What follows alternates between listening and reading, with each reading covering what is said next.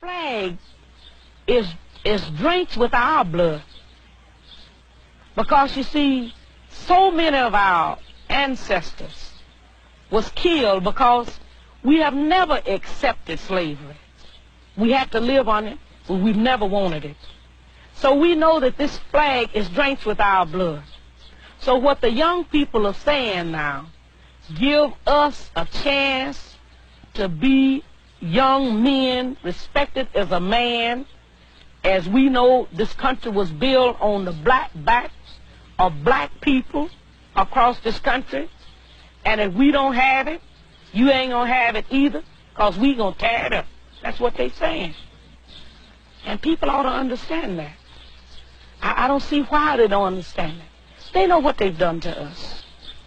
All across this country, they know what they've done to us. Umbrella.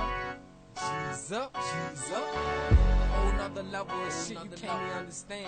What is good, my people? We are live back again with another episode of The Forecast.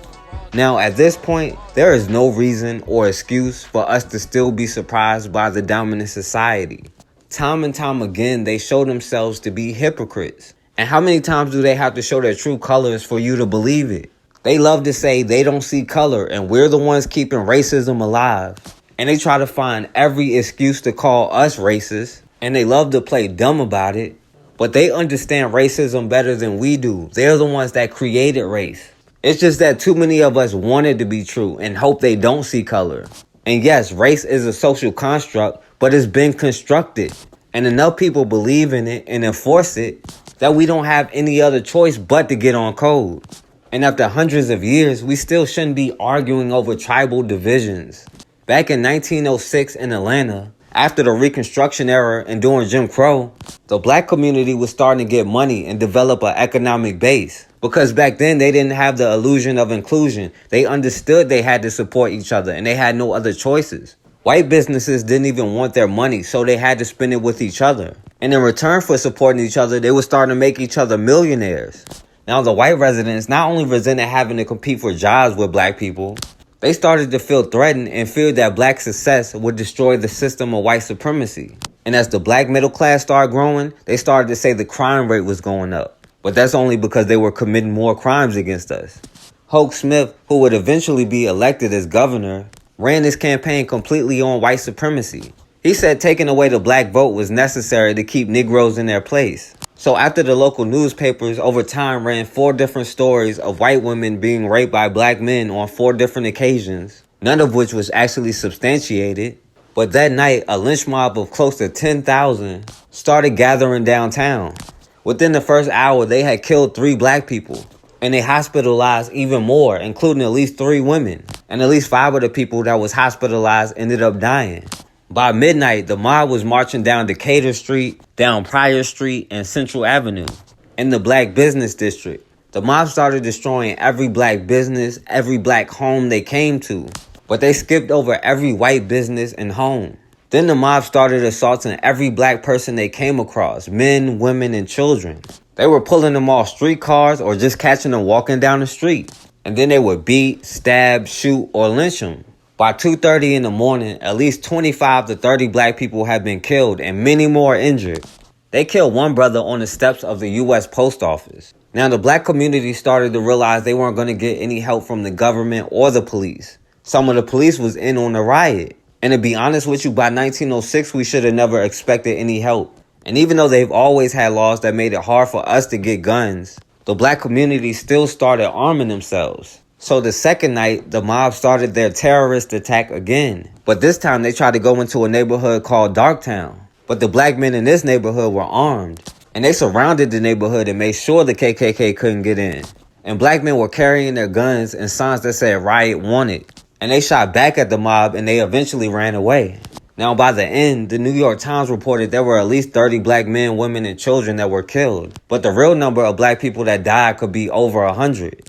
Then the day after the riot, the black residents met to discuss what should be their next action. But the Fulton County Police heard about the meeting and tried to raid it, which ended up leading to a shootout. But this time they did call in a militia. and they arrested everybody and disarmed over 250 people. When people asked the mayor, James Woodard, what measures did he take to prevent the race war in the first place, he said as long as black brutes continue to assault white women, they will continue to be unceremoniously dealt with. A few days after the riots, white leaders, including that mayor, called for a meeting with black leaders. Now, they told the black leaders they'll stop the violence if black people start complying with segregation laws, and they could no longer open black businesses downtown. The black leaders also agreed to limit black voting in exchange for their safety. Now, no one was ever charged or punished for all these men, women, and children being killed. And today, when a regular citizen, who was called the special police back in 1906, but when the average white citizen harm us, they still hesitate to punish them. In Oklahoma, a brother, Jerric Carolina, who also goes by Shawn, was attacked and brutally assaulted by 2 white boys. Now, let's go back and see what happened to this brother, Jerric Carolina. Shawn Carolina was just out having a drink with a family friend when everything went wrong, and it was all caught on video. The video alone is tough to watch, and what the alleged attackers were yelling at Shawn makes it even worse. I honestly thought I was going to lose him.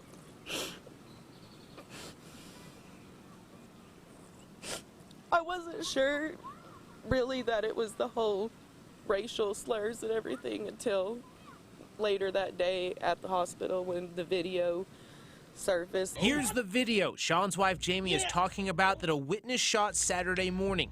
Jamie says that's her husband and his friend being attacked by 2 men. As the men finally leave, you can hear one of them yell, "You're dead," followed by a racial slur. After they knocked him out, well, I continued to beat him. I mean, they just pounded on him like he was nothing. It made me angry, of course, you know. Shawn, a father of 2, was rushed to the hospital with life-threatening injuries, and he's still in the hospital today. All over a fight between him and a guy that Jamie says was acting very different inside the bar. The guy who did most of the pounding on him, he was buying my husband drinks and hugging him and acting like they were just the best of friends. Jamie also says she does believe the attack was racially motivated. I just want people to pay attention and quit thinking that color even matters. We're all made by the same person. We was all made to love each other. Jamie says it's even more heartbreaking because her husband is one of the nicest guys you'll ever meet. He's amazing. He goes above and beyond for family. It means everything to him. Now, this brother was at a bar called the Brickhouse Saloon. He was there with one of his friends when he got into an argument with 2 white boys because they called him a nigger. Now, these 2 white boys, Brandon Killian and Devan Johnson, instead of handling things like men, they pretended to squash it and act like they was friends, and they even started buying him drinks. They were in the bar hugging on him and acting like his friend. And then as soon as he was leaving the bar around 2 in the morning, these 2 white boys went outside with him and followed him. And then they blindsided and sucker punched this brother. They were brutally beating him while calling him nigger and saying you're gonna die. They were punching him, spitting on him. And after they finished attacking him, these 2 white boys gave each other a high five and drove off while they were screaming white power. They left his brother on the ground unconscious with lacerations and swelling all over his head and blood everywhere, just laying lifeless on the concrete. This brother, Jerric Carolina, had to be rushed to the hospital with life-threatening injuries, and he had to be put on a ventilator. Now, his friend Monty Whittet, who is a white boy, did get beat up a little bit, but he wasn't hurt, and he didn't have to get any medical treatment. Now, these 2 white boys, Brandon Killian and Devan Johnson, did pull off, but they were eventually pulled over and they were arrested. And tonight, it's this video right here that landed 2 men in jail accused of violently beating a man outside a Shawnee bar early Saturday morning.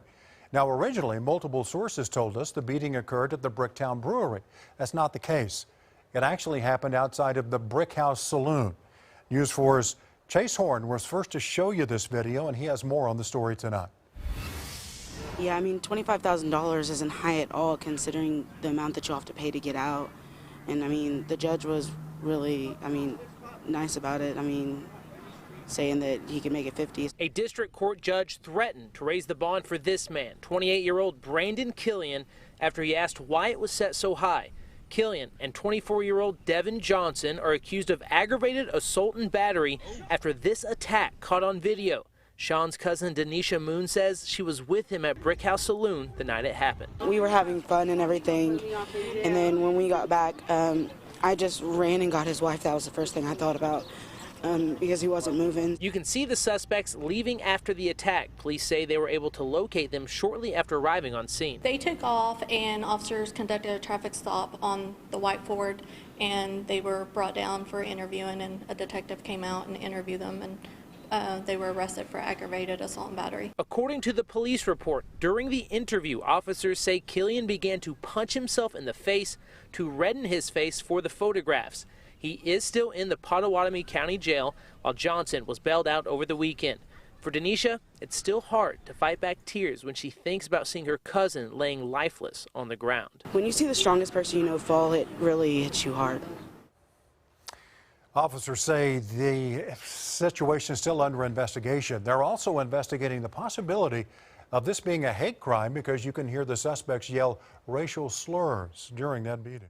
Now, even though these two white boys were arrested, they haven't even officially charged them yet. They were both questioned by police, and when the white boy Brandon Killian was left alone, he started punching himself in the face to turn red on his booking photo. So that way he can try to say self-defense and play the I fear for my life card.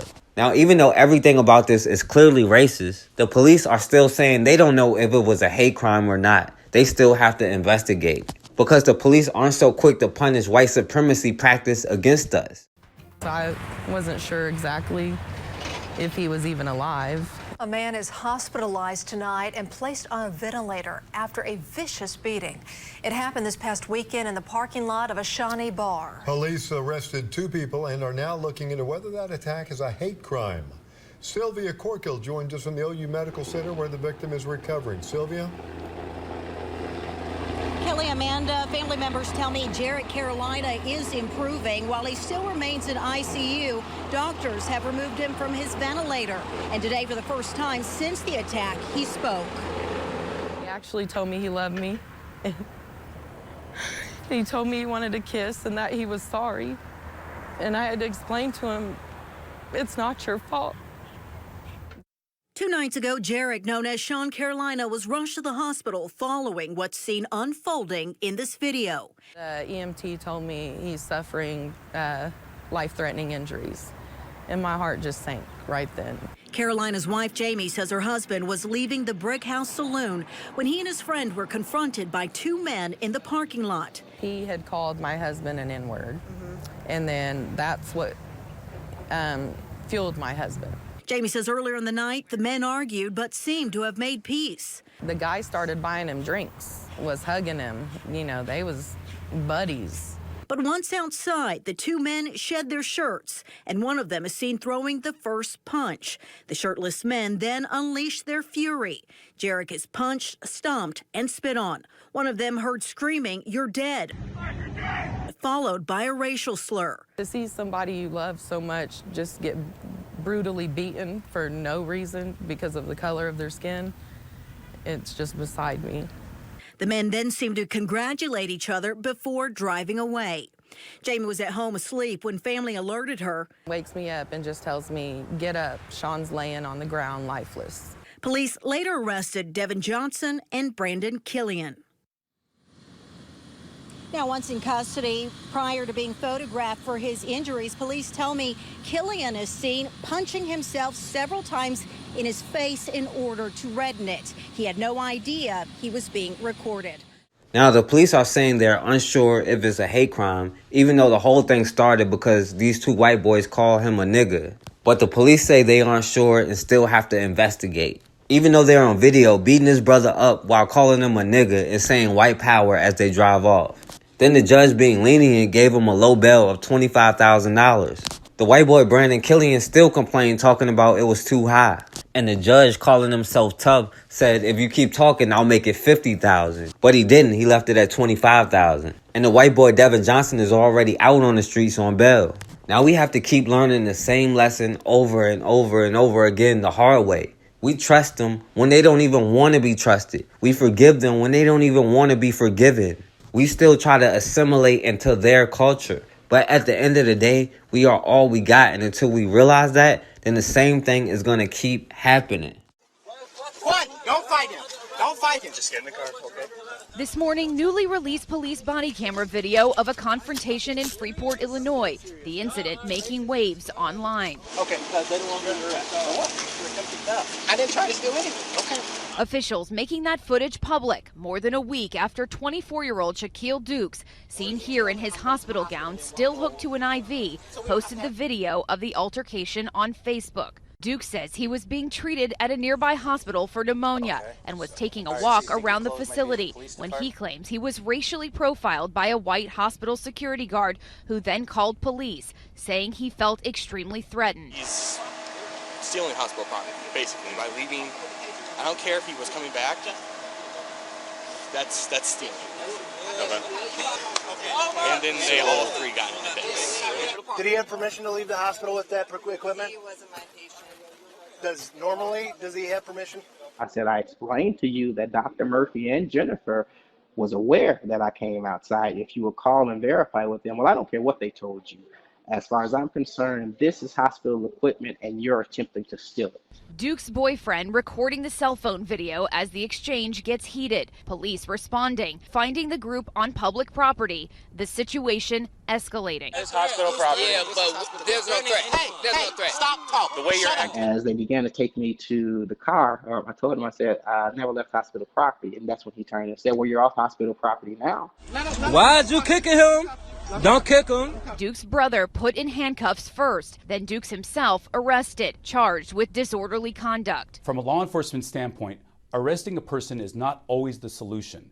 You want to at least investigate to make sure that you have all of the information. The department standing by the conduct of its officers. Freeport police saying in a statement, our investigation revealed that at no time did any doctor or nurse give that patient or any patient permission to leave the hospital while still hooked to an IV machine. It was determined that he was likely not trying to steal any of the property. So, but the charges were supported for disorderly conduct with their actions toward the security guard. I think that our officers handled it the best way they could and given the situations that they had in front of them. The hospital telling ABC News patient privacy laws do not allow us to comment on what is now a police matter. Interference. Close the door and get back inside. This is not interference, sir. I don't have a gun, bro. I know, brother. I can't breathe, bro. I know. Dinner 6109 is outside. They're interfering. I can't breathe. Show me your hands. You got it? I got you. I got my hands are right here too, brother. I know. Stay on the ground. I'm on the ground. Get back on the ground. Bro. This man is on the ground. I can't breathe, bro. I know. This is all we can do right now. I can't breathe, bro. Sir, why is this man being arrested? He's a wanted felon and he's trying to escape our custody. Felon of what? None of your fucking business. Shut this fucking door. Leave me alone. I'm not shutting this door. No, sir. I'm not. I can't breathe, bro. No, Justin, I'm not getting shot. Don't move. Hey, call my mama for me, bro. I can't right now. Sir, this is all I can do. House. No, sir. My door is. I'm inside my house. Sir, if you don't go back inside the house tonight, right now, you're gonna get tased. Or I'm come inside outside and the show house. me your hands. Chris. My hands are right here. You see my hands? What? Chris, go inside. No. Chris. Sir, officer, do you see my hands? Go back inside now. Listen, man. Listen to what he's saying, please. Go back inside. Chris, you got him? Chris, get him. I can't breathe. Get him. My hands are right here, sir. Step back. Please, I'm inside back my inside. house. Close the door. Chris, please shut the door. Close the door. Shut the door, man. Or I'm going to arrest you for interfering with our My hands are right here. I can't breathe, sir. You can't do this. This is illegal. Chris, you gonna get killed. This is illegal. You gonna get killed, bro. This is illegal. This is not okay. You gonna do it? You want me to do it? Hi. Hi, how you doing? You know what? I do apologize. I know you've come from a very long way, but we're gonna use someone else. She's upset with the flag. No, I'm beyond upset with the flag. No, you don't need to take it down. You continue to believe what you need to believe, sir. But no, I cannot pay you for your services. Thank you. Have a good day. Come on.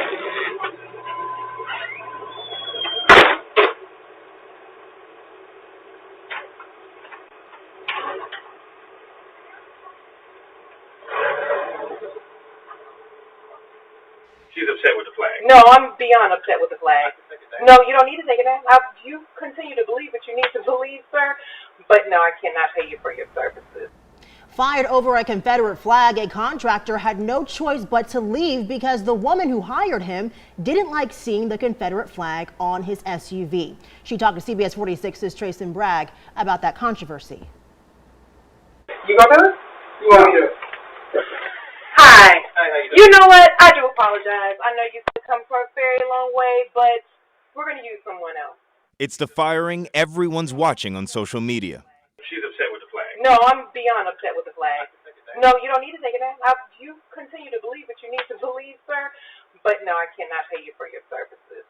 Allison and Zeke Brown tell me they found this contractor on Facebook Marketplace. Well, Saturday he showed up with a big surprise hanging from the back of his truck. It was a huge flag, to say the least. A huge Confederate flag, that is. I felt violated. The family tells me they wanted to respond to that violation in the right way. As a black woman, there is this negative connotation with the angry black woman.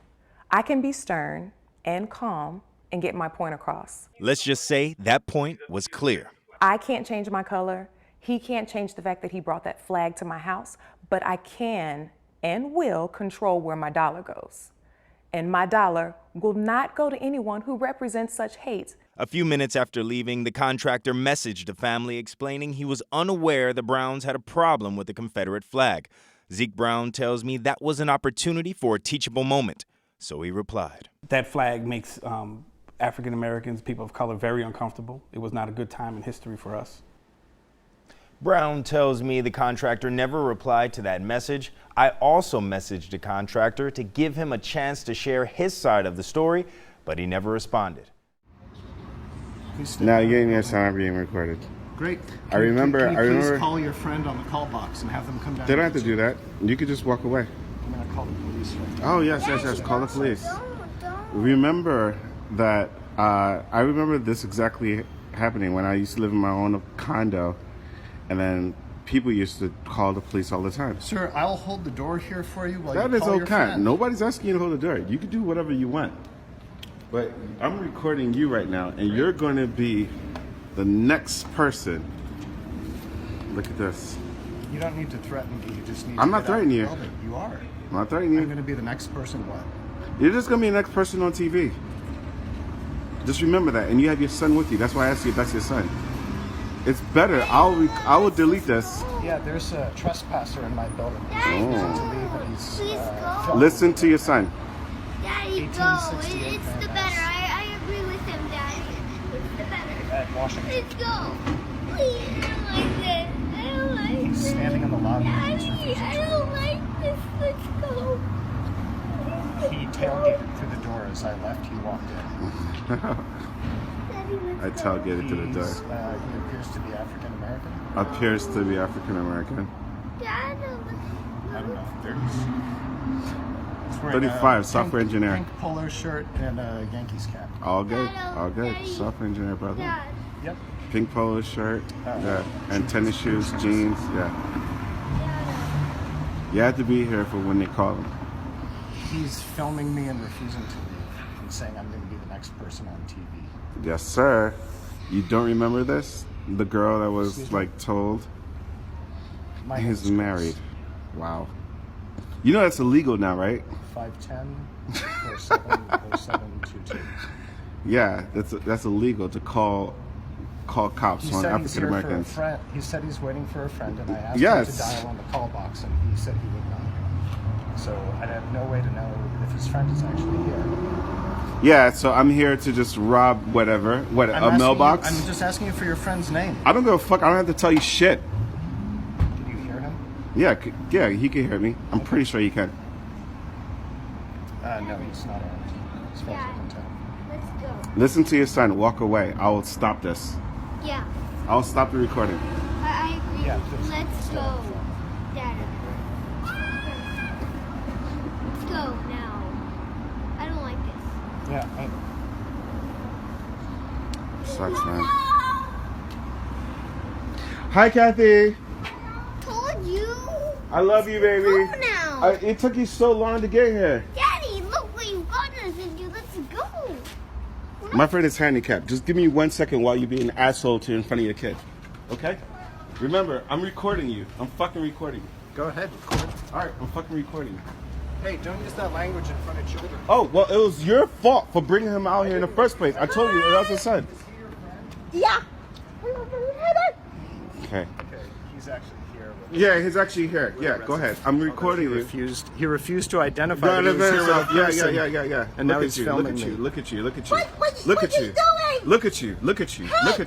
Stop filming Look at you. Take your phone away from me. If you touch me, I'll fucking take your phone. kid. Take your phone away from me. Okay, no, I'm not doing any of that. Now you're going to be. Now you're now. Now you are online forever. So, all these videos we've been seeing on Facebook is happening to me and my son. What should we name her? Poolside Patty. That's going to be her name. Poolside Patty. What apartment? What apartment? That's all. Who are you friends with? Who's your guest? Who are you? We're swimming. And she's mad. She's just upset. Oh, I'm mad. Look at her. Look at her. Like, we're not even bothering anyone. It's just two people in the pool. Dom, you don't have to speak to her. Right. Here, you know what? Let's appease your anger. I'm gonna appease your anger, okay? Hold this. Videotape me opening this gate. I don't know who you are, so I'm not gonna share my friend's name with somebody that I don't know. Here's the key. Here's the key. Here's the key. Here's the key. Here's the key. Do you see me opening the gate? Watch this. Well, then who is it? Who are you from? What apartment? That's all I'm asking. That's all I want to know. How do I not know that those keys were stolen? How do I not know? I don't know. How do I not know? All you have to do is tell me. Look, Facebook people, all he has to tell me is who's the guest. That's all. That's all. I want to know who are you the guest of? That's it. And I'll leave you alone. Who are you the guest of? I'm sure you have nothing to do today, so just come hang out with us. Do you guys, do you know them? When he comes down, they don't. I don't know anyone. So. Just tell me, and I'll walk with. Why don't you just come have a seat? Because I don't want to argue with you. It's a very nice day, and we helped him move, so he'll be down. You said you didn't want to hurt me. I said it's a very nice day. No, you said something else. It's on tape, so we can tape it. We can press play if you want. I'm so scared. Scared of what? Nobody's trying to. Just tell me. What apartment? Come on, Don. Let me see you swim to the other side. Just ignore it. Hey, remember I told you sometimes in life you just have to ignore ignorance? So just ignore ignorance. Come on, let's go. They're here in the restroom. They'll be down in a while. Just have a seat. Just come in and have a seat. They'll be here eventually. Okay, that's fine. I have no problem with you doing what you want to do. Okay, just come have a seat and chill. Stop being so angry. You're not working, you're fussing. Swim. Let's go. Ready? You don't even ask your people. We just told you we bought this right here at the Nike store in Santa Monica right now. We just told you we bought it. What do you need the receipt for? Because we didn't have our basketball. What are you talking about? So now you come refund his money and I want an apology. This is fucking ridiculous. And it's profiling. She is an idiot. What does it say on there? What does it say on there? No, because you. What does it say on there? This is stupid. She didn't even ask. I have no clue what's going on. You guys want to tell me what's going on? Yeah, we purchased this basketball in the store. We purchased this basketball in the store. I told you I paid for that shit. Sir, relax. No, I told her I paid for that, and then she kept my son. My son went out running. No, because you knew better. I told you I paid for that. Back up, babe. You should be sorry. You should be sorry.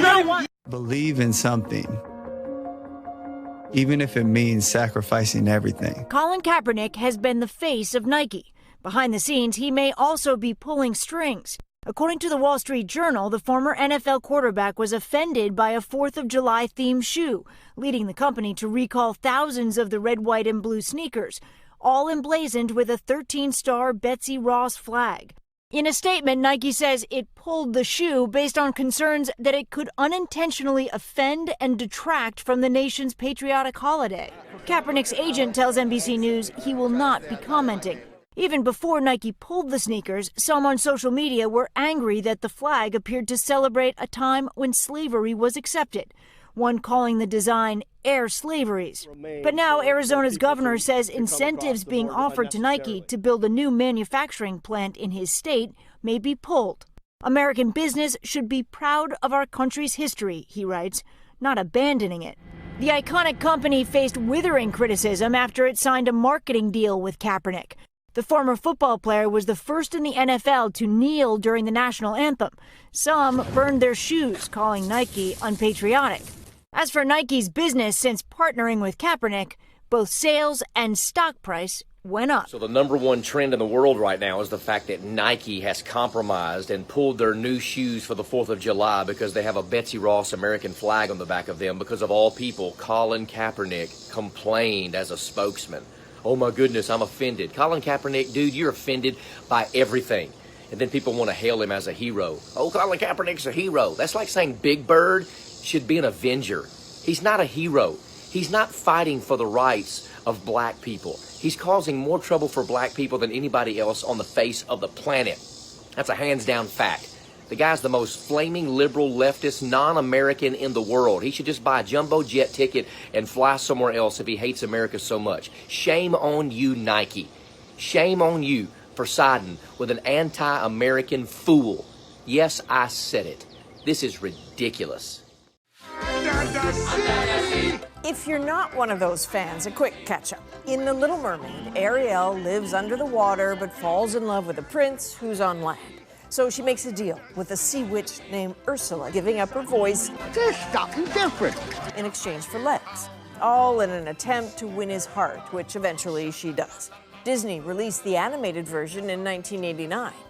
That was one of the movies that I loved growing up. That is freelance writer B. Kwame. I think what Disney has done here is look at the world around them and realize there are a lot more people who want to be seen and represented and kind of served in these different ways. Whether they're frivolous like a children's story or not, it's still important and still makes an impact. Not all Disney animated princesses are white, but there is only one, Tiana from The Princess and the Frog, who is black. So a black Ariel is big for representation and for Kwame's 5-year-old daughter. The first thing she said is, she looks like me and she looks like you. There was that immediate connection to what it represented for her. The movie's director says Bailey, quote, possesses that rare combination of spirit, heart, youth, innocence, and substance, plus a glorious singing voice, all intrinsic qualities necessary to play this iconic role. Bailey called it a dream come true, but on her Twitter announcement, and one by Walt Disney Studios, a whole lot of this today. Accusations that the movie is ruined, reminders that the original Ariel is white, and dismay that a remake is messing with the original character at all. If they're really that concerned about the authenticity, then they should be looking for a mermaid to play the role, because this is a mythological creature. But for every detractor, a defender and a champion, including that other famous Halle B, who tweeted, in case you need a reminder, Halle's get it done. And from Naomi Scott, who starred in the Aladdin remake, welcome, baby gal.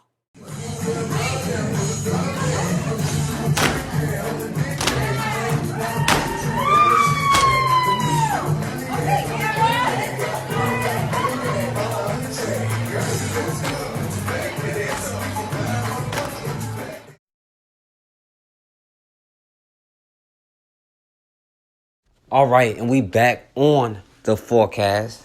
Now, we have got to stop being so forgiving with our enemies. After hundreds of years, by now we should know that there is no acceptance. And we shouldn't keep asking and begging for acceptance. Nor should we even want it. We should want to create our own. From day one, when we first saw the first European, we welcomed them with open arms. Far too many of us have always tried to embrace them. And look where it's got us. And yet today, too many of us still try to do the same thing. We don't understand or learn about half of the things they did to us. And they made sure to keep a lot of it away from you. But then we turn around and we're quick to apologize to them and offer them forgiveness when they haven't even asked for it. Meanwhile, they're busy trying to justify why it's okay to shed our blood. Like the Springfield race riot of 1908. Many of the white residents and white immigrants were mad because a lot of black people was moving to Illinois for better opportunities. And as they started getting more jobs and doing better for themselves because they were more skilled workers, the white residents started to build up more resentment. They hated seeing black people create jobs and businesses while they were still poor. To them, it goes against the system of white supremacy because the lowest white is supposed to be over the highest black person. And they started to feel like black people were getting out of their place and that these new Negroes, which they called themselves, was nothing but some uppity niggas. Then after 2 separate incidents where 2 white women accused black men of committing crimes, lynch mobs just started attacking the whole community. Now, in the first case, a white girl, Blanche Ballard, said a black man broke into her home. She said she came home early after leaving a 4th of July event, and then she fell asleep. Then she woke up and claimed she saw a strange form at the foot of her bed, and some random black man was just in her room. So when her dad, Clergy Ballard, came into her room, she said the black man tried to run, but they got into a fight. Then she said this random black man stabbed him, and he died. So then the next day, her family saw a black man, Joe James, just walking in the neighborhood, minding his own business. And just because he was in the neighborhood, they say he committed the crime. So the family attacked him and beat him unconscious until the police came and they arrested him. And then about a month later, another white woman, Mabel Hallam, accused another random black man of breaking into her home, threatening to kill her, then dragging her out of her bed naked into the garden where he raped her, and then beat her. So the police ended up arresting a group of black men who was just working in the area and said just because they were close by, one of them had to be the perpetrator.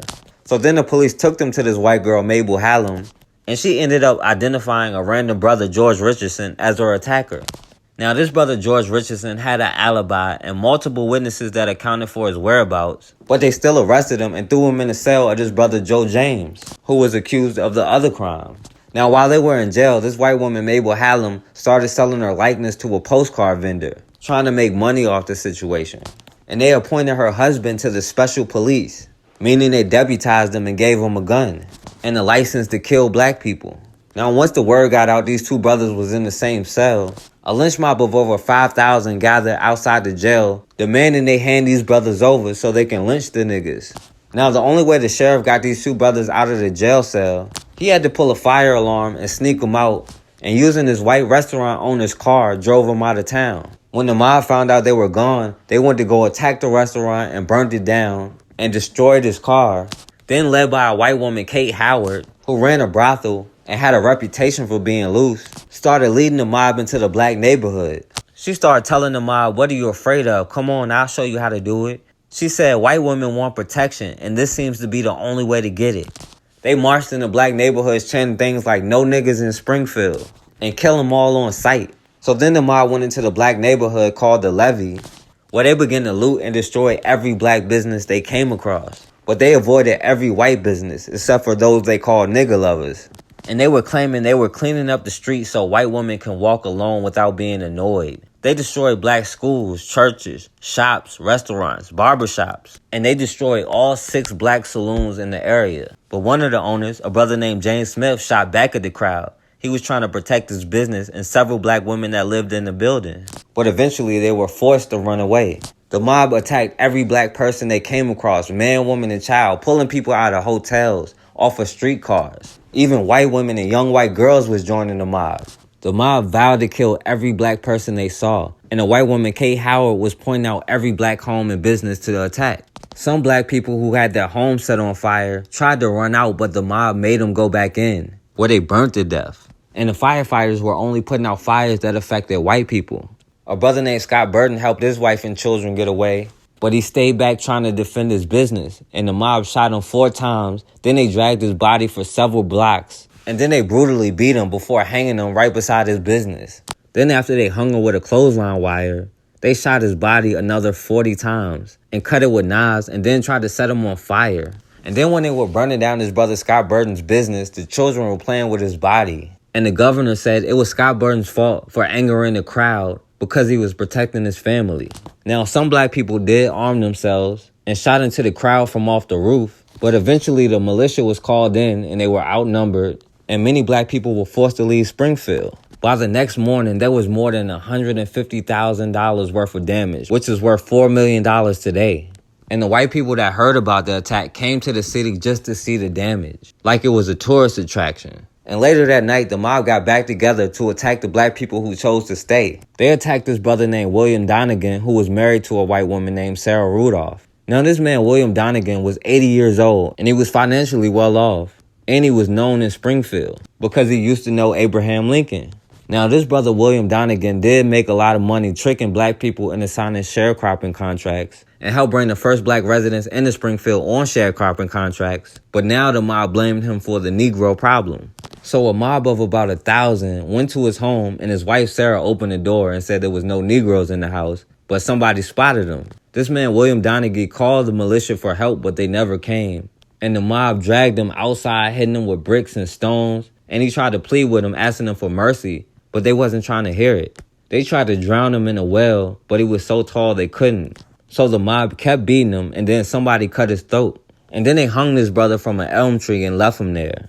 When they cut him down, they couldn't even remove a piece of clothesline from his neck because it got locked into his jaw. And then the next day, white tourists came and took pieces of the tree he was hung from as a souvenir. Now, by the end, close to 150 people were indicted, including 4 cops. But 10% of the indictments were against black men for crimes like assault with a deadly weapon or assault with intent to kill and robbery, even though they weren't doing anything but protecting themselves. And then after the attack, this white girl, Mabel Hallam, recanted her story and admitted she was cheating on her husband with a white dude and he beat her up. So to avoid getting caught cheating, she said a black man did it. Now, this brother George Richardson was eventually released, but the brother Joe James went to trial and threatened that if he wasn't hung, a mob would kill him themselves and run every other nigga out of town. And they left an image of him being hung from a pole with a message saying, "Nigga, don't let the sun go down on you." And Joe James was found guilty, and he was hung in front of a crowd of 150. And thousands of people waited in line to see his body, and many of them asked to take a piece of rope he was lynched with as a souvenir. Now, there's no telling how many people were killed, but nobody was ever punished. I think one person was charged with petty theft. Meanwhile, black men who haven't committed any crime could be wrongly convicted and do 40 years in prison. In North Carolina, a brother, Charles Ray Finch, was just released from jail after 43 years for a crime he didn't commit, making him the longest serving prisoner to be released after proving his innocence. In less than 12 hours, he could be a free man. For almost 43 years, Charles Ray Finch has been in prison for a Wilson County murder he says he didn't commit. In an interview you'll only hear on CBS 17, our Russ Bowen sat down with Finch in prison as he will soon learn his fate. 1976, gas station owner Richard Holloman was shot and killed, and Ray Finch stands in a lineup, the same lineup that may now help free him at 81 years old. Nearly 43 years later, Finch, who has suffered a stroke and is in a wheelchair, describes that day. You just said to me before that they didn't question you before the lineup? No. They just put you in a lineup? They picked up downtown. They drove my car uptown, threw a shotgun on me, took me straight up there and put me in the lineup. But they changed clothes with everybody else, hat and coat, and they never changed mine. While you were standing there in that lineup, did you suspect something wasn't right when they had you wear that coat? Yeah. In 3 separate lineups, everyone changed outfits each time except Finch. Finch's attorney Jim Coleman claims that made him more likely to be identified as the killer. Decades later, when the same witness was re-interviewed, attorney Coleman claims his recollections did not match the photographs of the original lineups and suspects he was coached. It appeared that the deputy had basically discussed with him how he should describe the lineups to us.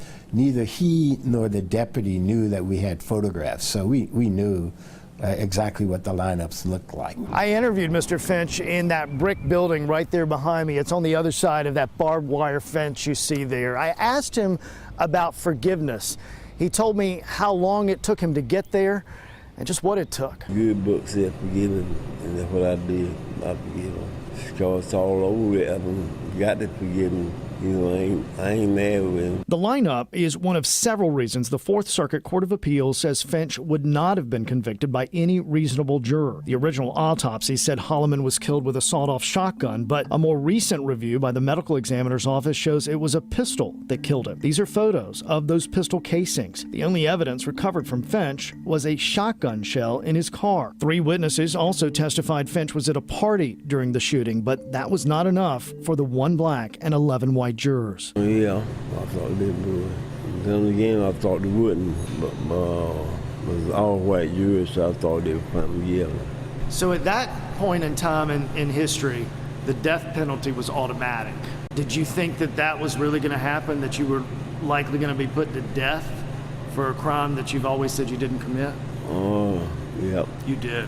What's that like? It's pretty hard to tell.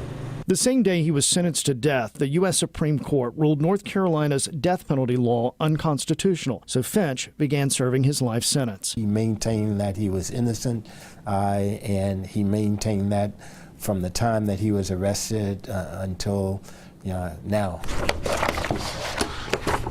For more than 15 years, the Duke Law Innocence Project has been working to free him. The options run out Thursday. If we're unwilling to objectively review those cases, if we're unwilling because we believe in this notion that these convictions are infallible, then we're going to have innocent people incarcerated in North Carolina.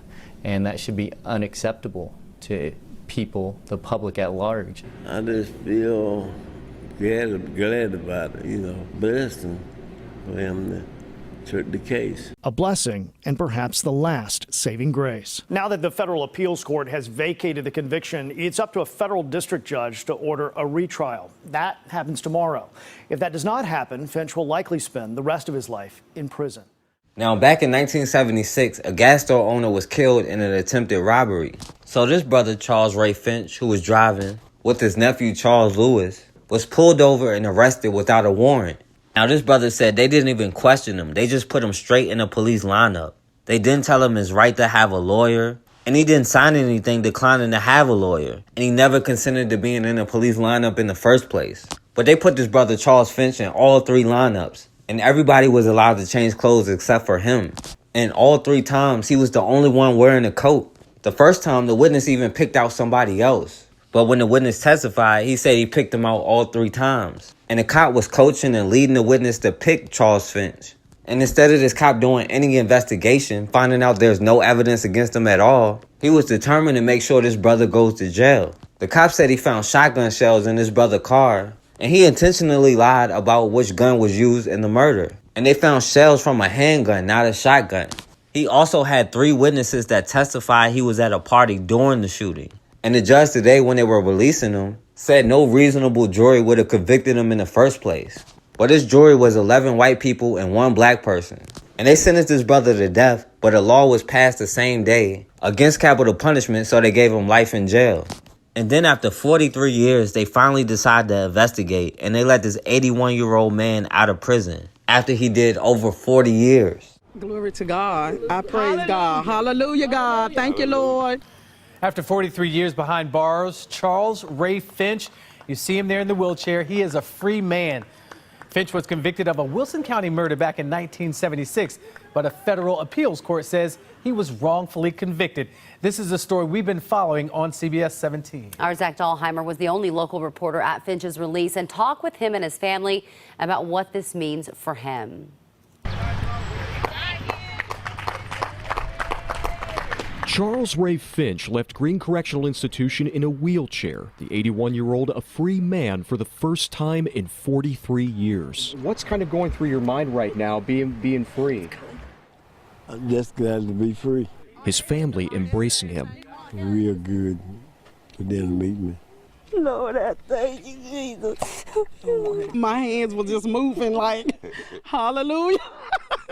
Finch had been serving time convicted of killing a Wilson County gas station owner in 1976. Catherine Jones Bailey was just a little girl when her father started serving a life sentence. I was the baby girl, so therefore, he wasn't there a majority of my life. We still had to live. We couldn't just die. We still had to live our lives. She says the toughest thing for her growing up was visiting her dad behind bars. Having to leave, knowing he couldn't go with me when I got ready to go back down the road. A federal appeals court said no reasonable juror would have convicted Finch.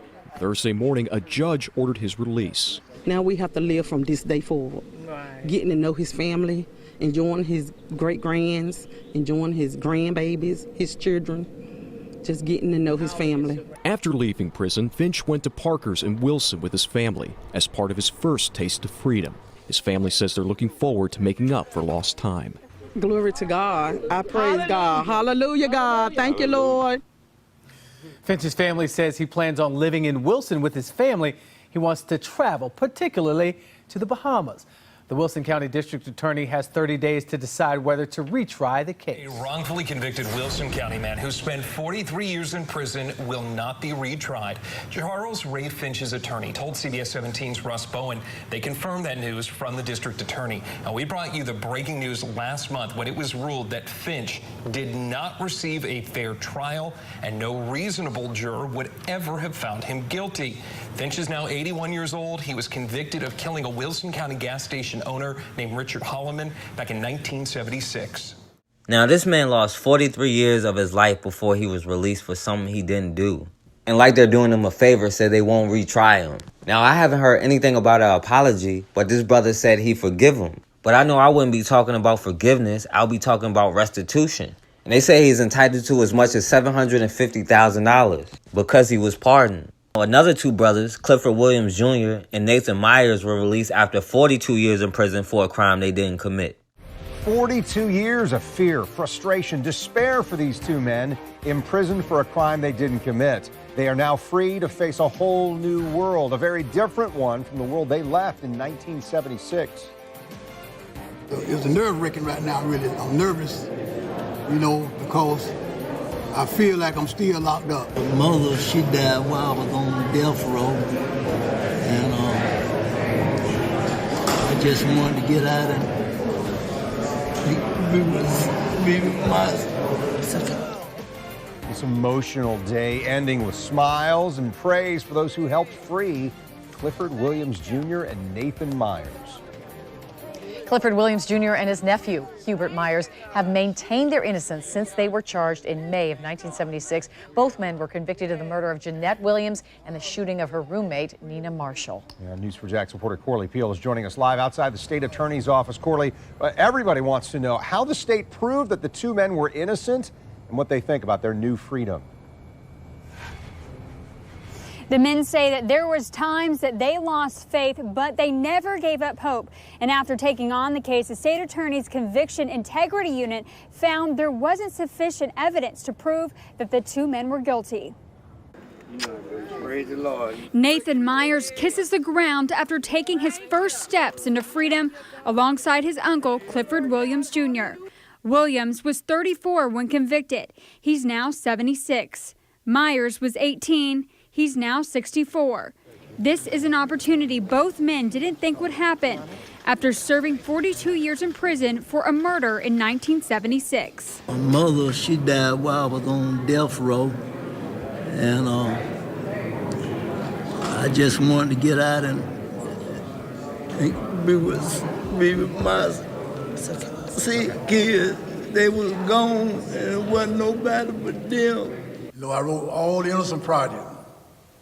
I wrote lawyers. They wouldn't listen. They told them my case was too old. They didn't have the evidence to free us. State Attorney Melissa Nelson says Myers wrote the state attorney's office conviction integrity unit in 2017 in hopes they'd take his case. His letter sat for a year because at that time, the conviction integrity unit was still just an idea.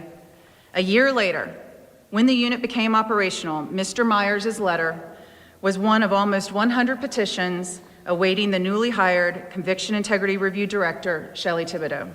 With the help from the Innocence Project, the team reevaluated the shooting that killed Jeanette Williams and injured Nina Marshall after they were ambushed at their apartment in 1976.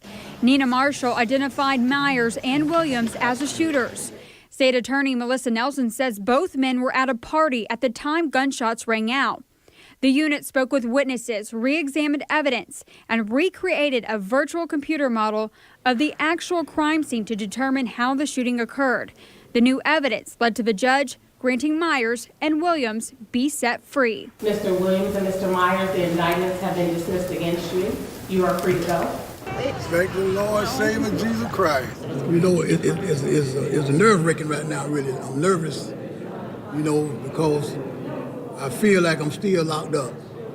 Once I get my family and knowing I can look back and I don't have no officers around me to tell me what to do and how to do it, and then reality hit in, I think I'll be all right. Myers says he's not bitter about what happened, but is grateful he can live the rest of his life as a free man.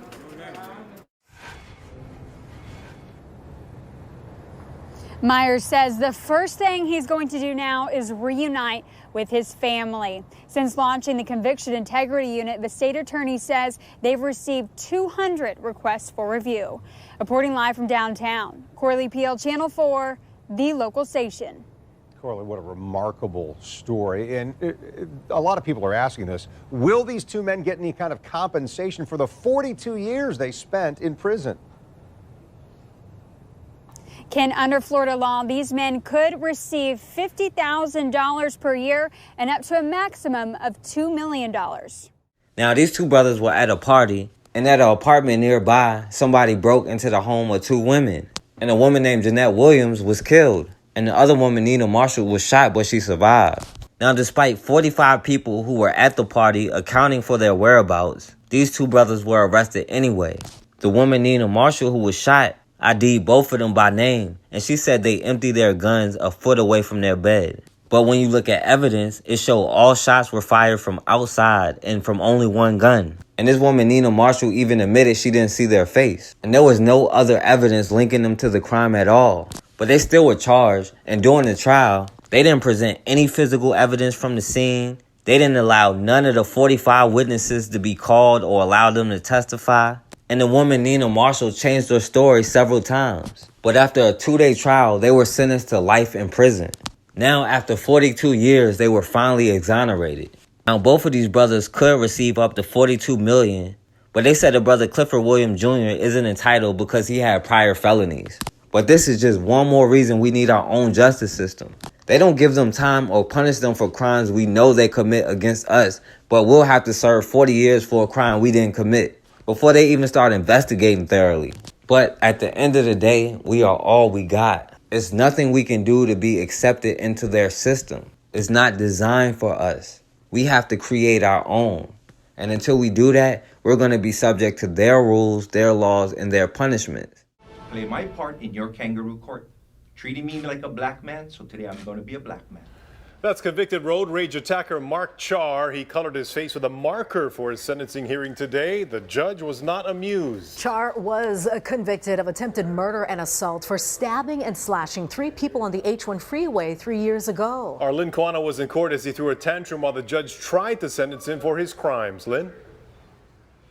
Mark Charr has already burned through a total of 12 attorneys over the course of years, causing trouble. Today, he took a new approach to gain sympathy and attention. It failed. Charr colored his face with a black pen, saying he was being treated like a black man in court.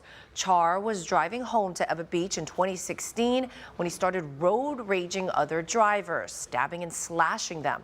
He was convicted of attempted murder and 2 counts of assault. This was a case that you incited, that you provoked, that you almost killed an innocent motorist. No, it didn't happen that way. You cut off. The evidence showed, Mr. There was no evidence on my part. My lawyer failed to put in my video. He put no evidence on my behalf. None of my evidence was. The evidence showed. None of my evidence was submitted. Mr. Charr, listen up. Judge Todd Eden sentenced Charr to life with the possibility of parole, 5 years for the second count and 1 year for the third, all to run concurrently. There are still issues of restitution, which he will be ordered to pay, but he'll have to have yet another attorney to help with those issues. Hi, sir. Yes, I'm Officer at the West Des Moines Police Department. The reason why I'm talking to you today is someone called in about you. Are you just handing out flyers? What am I doing wrong? I didn't know. People were concerned. Yeah, concerned for what? Their neighborhoods. Hold on 1 second. Hold on 1 second, Ricky. So it's not a big deal. Yeah, no, I'm just trying to figure out what we were concerned about. Well, in West Des Moines, we have a soliciting ordinance, so if you're knocking on people's doors... Yeah, soliciting is what? Offering services. Yeah. I'm not offering a service. Okay. Okay, so with that being said, I'd like you to leave me alone, sir. I've not broken any laws. Well, I'm still doing an investigation because if you're recording me, I'm still recording too, so it's okay. Investigating what, sir? A suspicious person. They called in about you. Okay. Do you have an ID with you? No, I don't. Do you have your name? Have your name? No. Am I under arrest? No. Okay. Well, I'm investigating. If I'm not under arrest, then you have no reason to be talking to me, right? I can actually. Yes, you're a suspicious person. Someone called in about. Suspicious how? A neighbor called over here, so I don't understand why you're being difficult about this. I'm not being difficult about anything because I haven't done anything out of the way. Okay. So with that being said, I'll go about my business. Okay, I'm not done with you yet. You're not free to go. Have I done it? Have I broken any laws? 4255. Can you send me one this way, please? He's uncooperative. Have I broken any laws, sir? I'm talking to you. I'm not done. I'm investigating a suspicious person. You have a nice day, sir. Stop. Stop now. For what? I can detain you. Stop. For what? Because you're not listening. I'm investigating a suspicious person. Stop sir, now. Sir, have I broken any laws? Stop. Tell me what laws I've broken. I told you to stop. I don't have to stop. Yes. No, I don't. Either arrest me, tell me what laws I've broken, Can you or get away from me. step it up? He's being uncooperative and trying to walk away from me. He won't identify himself as a suspicious person I'm investigating. I know my right. Stop. I'm telling you to stop, and I'm not going to tell you again. And what will you do if I don't stop? I will detain you. Detain me for what? You're not listening. I'm doing an investigation of a suspicious person. Suspicious person? Have I broken any laws? That's not the point. Any laws? Someone called you and it's a suspicious person. Okay, and? You can be a suspicious person, Mr. Ray? Really? I feel like you're a suspicious person. How would I be suspicious? You look suspicious to me. Okay, how would that be? I'm in a marked You're a police white car. man. You're suspicious to me. I'm suspicious to you because I'm a white person? Yeah, with a gun. You're suspicious to me. No, now stop. Get away from me. I haven't done anything out of the way. You can't arrest me.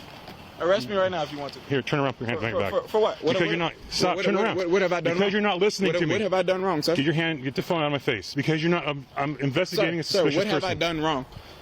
I'm not suspicious. I haven't done anything. I'm walking up the street. I haven't done anything wrong. I don't have Neighbors have called on you. Sir, I don't care if anyone has called on me. This is not their area. This is a public roadway, so this means. Okay. It's a public roadway. That means that I have the right to be on this roadway. Yes or no? Everybody has a right to be on the public roadway. So I am not a suspicious But you don't have a right to be on anybody else's property or curtilage. I'm not on anybody's property. Why would someone call it in? That's their concern. Look, listen to me. I work for somebody who will get on your motherfucking ass. So I'm going to ask you one more time. Actually, using obscenities in front of public people is a crime. Sir, listen to me. I'm going to tell you one more time. I don't care who you work for. You don't care who I work for. The person I work for pays you. So I'm going to tell you one more time to get away from me. Leave me alone. Leave me alone. Get away from me. Yeah. He's still walking away from me, being uncooperative and refusing to identify himself. I don't have to do anything. I don't have to identify myself. You don't have to do anything. If I have not broken any laws, I don't have to. Westbound, we were 58th and Aspen. Again, I asked you to leave me alone. If I've not broken a law, you have no reason to detain me. If you had a reason to detain me, you would have detained me already. I can, actually. Yes, I can. For what? Because you're not listening to my directions. You're not following. Turn around right now. Sir. Turn around. I'm done. So you're going to arrest me? I'm detaining you. For what? For what? Be resistive. For what? Because you're not listening to what I'm saying. Do not be resistive towards me. All right. Walk back to my car. All right. You've done I'm it. detained. You have done it. I told you to stop numerous times. And I asked you for what? And I asked you to identify yourself because I'm investigating a suspicious person. Someone had worry. Worried about what? Have I tried to enter anyone's property? They were concerned, so yes, you're gonna. Okay. No, I have not. Show me evidence where I've entered someone's property without them knowing. Show me evidence. There was 2 calls on you about entering people's areas of their house. No, there weren't. Listen to me, sir. I suggest you let me out of these handcuffs immediately. Well, sir, could you tell him to take me out of these handcuffs? I have not broken any laws. Okay, did you stop when he told you to? No, he kept walking away. Then that's interference, so you're under arrest. Interfering for what? Interference, you disobeyed the lawful order. You were sitting right there and I told you to stop 4 or 5 times to identify yourself because there was a suspicious person car, and I'm investigating that. Investigating what? I have not done anything. Okay. You can't just run up on anyone and just say, hey, you look suspicious. Okay, he told you to stop. He didn't. And we had calls on you like I told you. You're practicing stop and frisk right now. I've not No, you're under arrest. So. Under arrest for what? Under arrest for what? What have I done wrong? You didn't identify yourself. Okay. You didn't stop when he asked you to. Okay. Okay, this is what I'm asking. That's all I'm asking for is your name and date of birth, man. All right, okay. So I can log someone. Okay.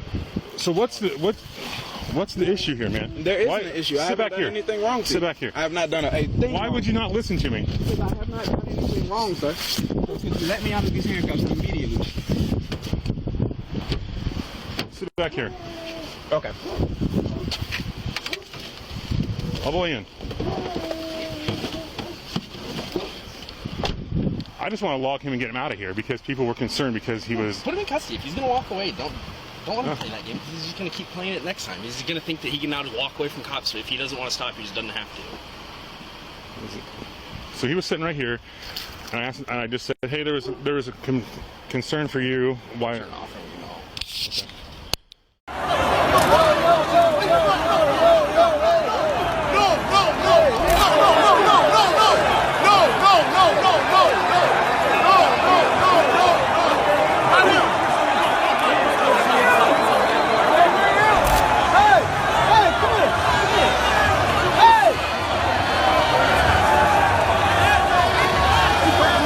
When the Toronto Raptors beat the Golden State Warriors at Oracle Arena, a scuffle occurred courtside. That is the cop who claims to have been struck by the Toronto Raptors' president of basketball operations, Masai Ujiri. That is Masai Ujiri, the man with the kahunas to trade for Kawhi Leonard on a one-year deal and is being accused of striking the police officer. That is Kyle Lowry, a Raptor since 2012, pulling Ujiri onto the court. Now, the police officer, whose name is not public knowledge, is considering taking legal action, claiming serious injury. An unprovoked, significant hit to the jaw of the law enforcement officer. That is civil rights attorney David Mastagni speaking with KPIX in San Francisco. He asked Mr. Ujiri for his credentials.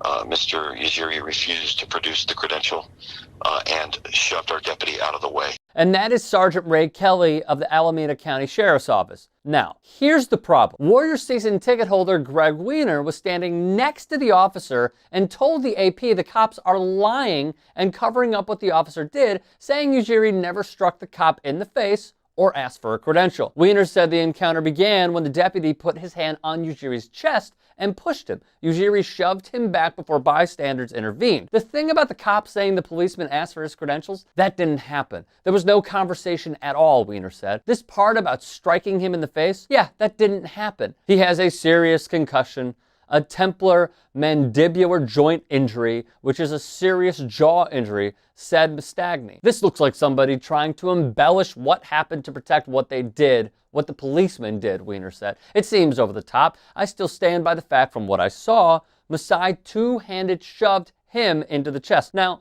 recall that Alameda County Sheriff's Office. Last night, the agency's official Twitter account retweeted Richard Spencer, who is live streaming a Unite the Right news conference. It's true. They retweeted Richard freaking Spencer, a Nazi. That same Sergeant Ray Kelly claims he was trying to close the video, hit a bunch of buttons at the bottom, and one must have been the retweet button. Oh, you silly, silly white supremacist. Updated Twitter applications always requires two-step confirmation for any retweet, so a user must confirm before a retweet goes out. But it doesn't stop there. Last month, it was reported there was a massive cover-up in the police shooting of Oscar Grant, who was handcuffed when public transit cops shot him on New Year's Day in 2009. Furthermore, the department was sued in 2011 by a black driver who said he was racially profiled during a meritless traffic stop. An attorney with the San Francisco Public Defender's Office, Onward, the Oath Keepers, an extremist anti-government right-wing group,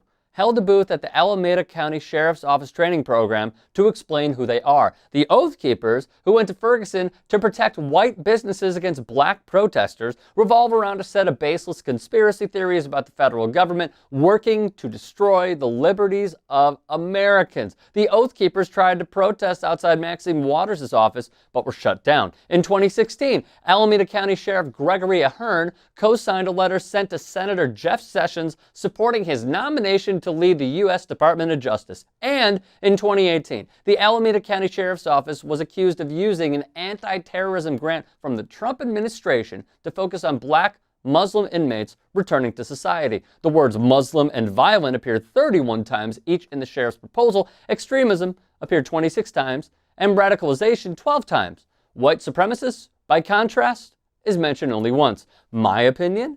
They tried to frame Ujiri for not having a credential. He did. They're constructing a story making a black male the aggressor. Seen that one before. I shot this guy in self-defense. The office has a history of racism. They support white supremacy and despise minorities. An African-American woman was left begging fellow passengers for somewhere to sit on a Spirit Airlines flight after a white woman refused to let the black woman be seated beside her, an objection she believes was racially motivated. Charr, as she's identified on Facebook, took to the social media site to share details of the disheartening incident, saying the woman, whom she described as Russian, objected to a flight attendant's efforts to seat Charr in the vacant seat next to her. In an audioless video posted to Facebook, Charr confronts the woman after disembarking the flight. She said the woman issued a bogus apology and that her excuse was that she was under the impression that no one would be sitting next to her on the Vegas to Detroit flight. Mind you, she allowed the young white college student to sit next to her with no issue, Charr wrote in a separate post. Immediately after we landed, she rushed off, requesting a supervisor to complain to because the passengers were booing her and calling her a racist. She said her not letting me sit down had nothing to do with me being black, but simply because she thought the seat was going to be empty. I definitely want to thank you guys for being so supportive. That was definitely like one of the worst experiences I've ever went through. I'm definitely following up and play with corporate. And, you know, everybody's like, oh, well, I would have beat her ass and this, that, and the third. You know, first and foremost, I never would have thought that I would be the person to experience something like that. Because whenever I see stuff like that, I'm always like, oh, I wish that would happen to me. I'm going to do this, I'm going to do that. But when you're really just put in that position and you have 150 people watching you, waiting for you to react, to be that angry black woman, you know, I felt like I couldn't defend myself because that's exactly what I was going to be, regardless of what she did. If I would have blew her shit out or smacked her up, you get what I'm saying? Tonight at 6, a Bedford woman is facing disturbing allegations about her nonprofit in Uganda. Renee Bach is being sued for allegedly operating a medical facility without a license, leading to the death of hundreds of children. 10 News reporter Jessica Jewell is digging into this, and she is live in the newsroom. Jessica?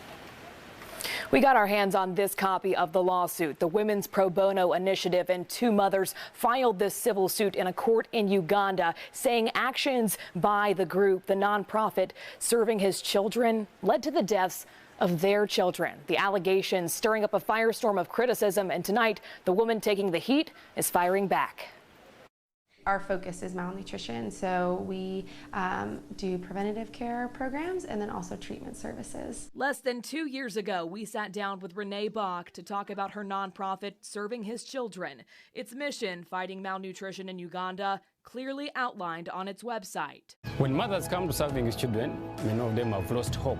But now some are blaming the organization not just for losing hope, but losing lives. Two mothers and the Women's Pro Bono Initiative suing Bach and Serving His Children. Court documents say they were led to believe Bach was a medical doctor, claiming she unlawfully practiced medicine and offered medical services to unsuspecting vulnerable children. In these now deleted images, she's seen wearing a stethoscope, administering care to children.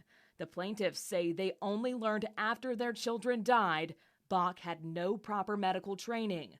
Her attorney's response? The people in Uganda aren't that stupid. I mean, there's almost a racist undertone in this, that somehow they would not understand that this was a girl that had gone over as a late teen, had served there for a decade. They knew exactly who she was and what she was doing. David Gibbs dismissing the claims as false. He says his client learned skills to help provide assistance as necessary, but always under supervision of a qualified medical professional. We anticipate prevailing because there's just no factual basis for the allegations that are being put forward. Fighting a lawsuit threatening to end an organization that Gibbs says has done a world of good. Ultimately, the loser in this would not be the organization or even Renee, but the ultimate loser would be the children that wouldn't be helped.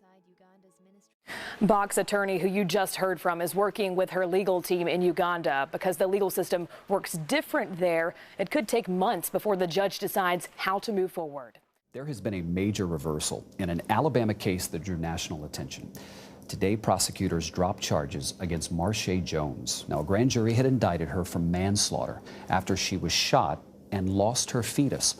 Mark Strassman has more tonight on why the district attorney made that decision. When Marcia Jones was 5 months pregnant, she fought with a woman who shot her in the stomach. Jones, 28, miscarried. But even as the shooting victim, faced a manslaughter charge and up to 20 years behind bars until today. I am hereby dismissing this case, and no further legal action will be taken against Ms. Jones in this matter. County District Attorney Lenise Washington took no questions. This is truly a disturbing and heartbreaking case. An unborn child was tragically lost, and families on both sides of this matter have suffered. A grand jury indicted Jones, saying she had intentionally caused the death of her unborn baby by initiating a fight, knowing she was 5 months pregnant. Alabama is hardline about fetal rights. Its state law governing abortions is America's most restrictive, a near total ban, no exceptions for rape or incest. Alabama is also one of 38 states that allow fetuses to be classified as victims in homicides or assaults. Mark White, Jones's lawyer, told us how she reacted. This is a person who has had a lot more bitter rather than sweet. And the one thing I will tell you that she said after we both choked up was, "Thank you." The same grand jury who indicted Jones did not indict the woman who shot her. They blamed Jones for starting the fight, which reportedly was about the baby's father. Himself interviewed just before he died in 1979, Falk was going on about how he believed in giving blacks the right to go to school, giving them the right to vote, giving them the right to go into anything they qualified for. And then he said he experienced an epiphany. I was sitting out on a wagon tongue with this old black man, and was telling him what a different kind of white man I was. I remember him looking at me very sadly and kind of sweetly and condescending and said, "You know, you still got the disease, honey. I know you think you're cured, but you're not cured. You can't give me the right to be a human being. I'm born with that right. Now, you can keep me from having that. If you've got all the policemen and all the jobs on your side, you can deprive me of it. But you can't give it to me, because I was born with it just like you was." And my God, it had a profound effect on me. I was furious with him. But the more I reflected on it, the more profoundly it affected me. And I realized this was where it really was. Tell you the truth, when I think of it today, I don't know how I'm living. I remember that just as well looked like to me, I can. Been slaves all our lives, and mother was a slave, and sister was a slave, father was a slave. They know nothing about reading right. All that I know, they teach you to mind your master and your missus. Mom and them didn't know where to go. You see, after she would go, just like you turned something out, you know, didn't know where to go.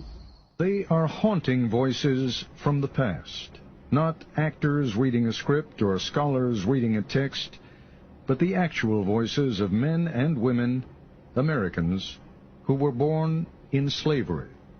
My name is Fountain Hughes. I was born in Charlottesville, Virginia. My grandfather belonged to Thomas Jefferson. My grandfather was 115 years old when he died. And now I am 101 years old. Some people didn't have no beds when they were slaves. People slept on the floor. Sat up here and sat up there. Just like a lot of wild people. We didn't know nothing.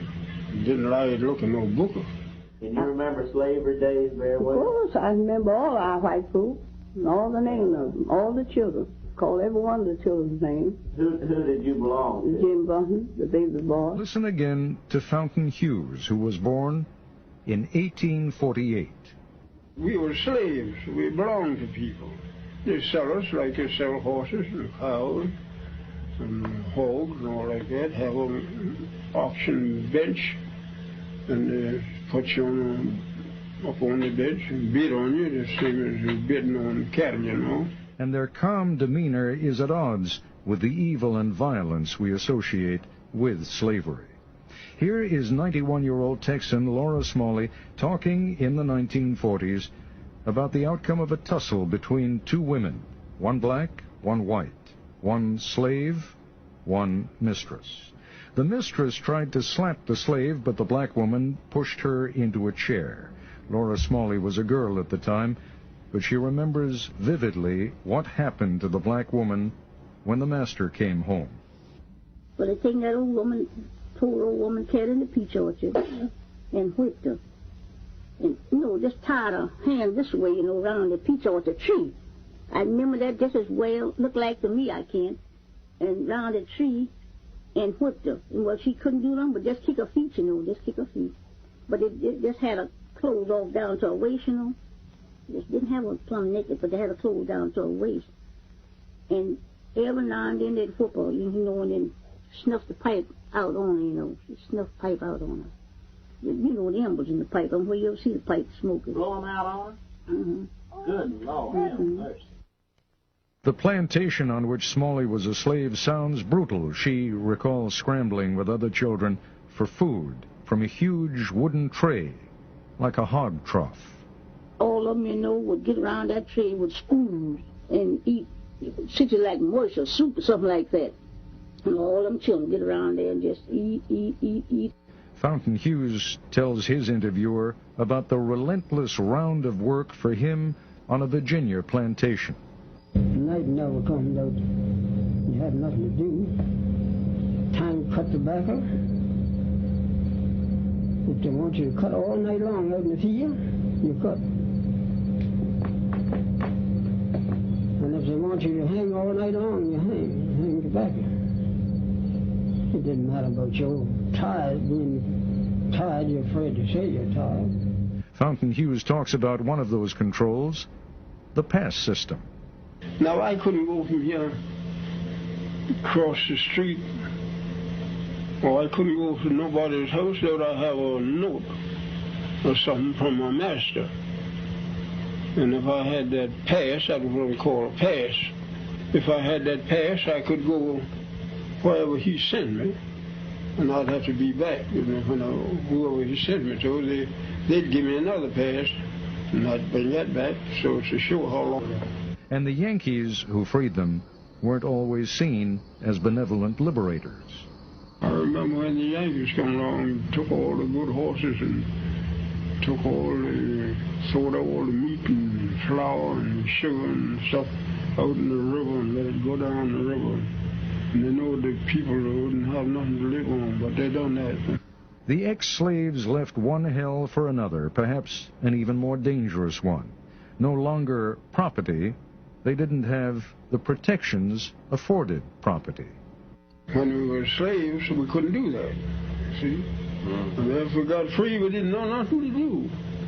And my mother, she hunted places and bound us out for $1 a month. But we didn't have no property, we didn't have no home. We had nowhere, nothing. We didn't have nothing on it, just like the cattle, we just turned out and get along the best you could. In Texas, the slaves weren't told they were free until 2 months after the war ended. Smalley remembers that her masters gave the slaves a dinner, and then they were free. I don't know how the other side of the folks know freedom. We didn't know. They just thought, were just feeding us, Them didn't know where to go. You see, after freedom broke, just like he turned something out, Didn't know where to go. That's just where to stay. Didn't know where to go. Turn us out just like, you turn out cattle. In the narratives, the slaves used an interesting phrase for the end of slavery. They say, when the break came.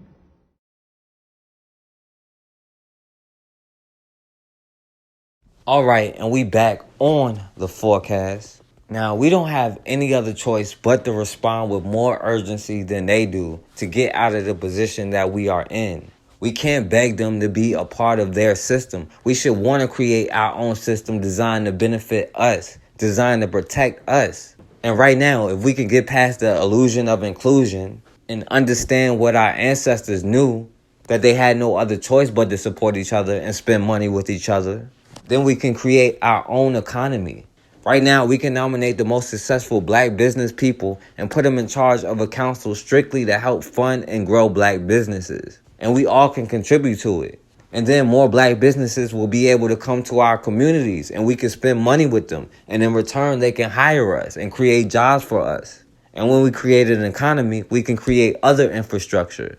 We can create schools. We can create hospitals. But we have to have the mindset that we are ready to protect it by any means necessary.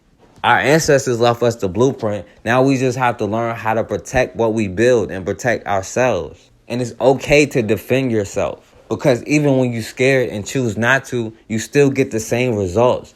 Now, don't forget to like, share, and subscribe. And as always, man, we have got to start standing for something. Or we're going to keep falling for anything.